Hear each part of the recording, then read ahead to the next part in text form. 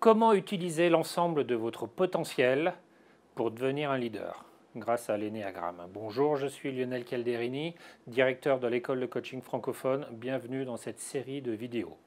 Aujourd'hui, nous allons reprendre l'ensemble des 9 profils que nous avons vus précédemment et y voir quelques qualités à chacun des profils. Je vais commencer par le profil numéro 1. Donc, nous avions vu ensemble que c'était le profil du perfectionniste. Les qualités du perfectionniste sont la rigueur, le travail bien fait, l'organisation, la structure, la mise en place de processus. Le profil 2, nous avons vu ensemble, c'est l'aidant. Les qualités de l'aidant sont l'amour, le don, l'empathie, l'écoute de l'autre, de se mettre au service. Les marques d'attention. Le profil 3, le compétiteur. Ses qualités principales sont le courage, le dépassement de soi, il ose faire les choses, l'énergie, toutes ces choses qui vont lui faire des premiers pas. Le profil 4, l'artiste, l'originalité, la créativité, l'émotion, l'instinct, l'intuition. Le profil 5, le penseur, ses qualités sont l'observation, la prise de recul, l'analyse, l'expertise. Le profil 6, le loyaliste, ses qualités à lui sont plutôt le partage, la solidarité, l'esprit d'équipe, l'entraide. Le profil 7, l'épicurien, c'est plutôt le raffinement, la subtilité, prendre du plaisir. Le profil 8, le leader, ses qualités sont plutôt la protection, la prise de décision, la défense de l'important. Le profil 9, le médiateur, ses qualités sont plutôt l'harmonie, la bienveillance, la visualisation. Voilà, vous voyez que dans l'ensemble de ces 9 profils, il y a un grand nombre de qualités. Et encore, j'ai pris des raccourcis, je vous ai n'en donné que 3 ou 4 par profil. Maintenant, vous avez un choix à faire.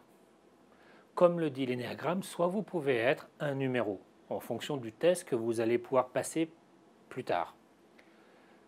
Soit vous êtes un numéro, mais ça veut dire que vous acceptez d'être 1/9 de votre potentiel. Ou alors, au lieu d'être un numéro, vous vous recentrez au centre de l'énéagramme. C'est-à-dire que vous vous replacez au centre du potentiel des 9 profils. C'est peut-être plus intelligent, du moins pour être un leader, il vaut mieux être dans l'ensemble de son potentiel.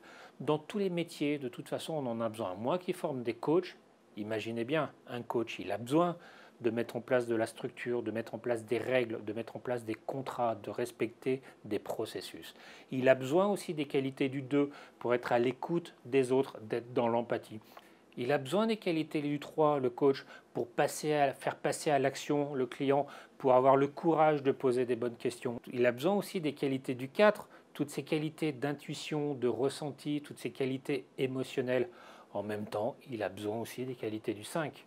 Cette observation, cette analyse des choses. Il a besoin des qualités du 6 pour être dans le partage, cette connexion avec le client. Il a besoin des qualités du 7 pour rajouter de la subtilité dans son coaching, du raffinement.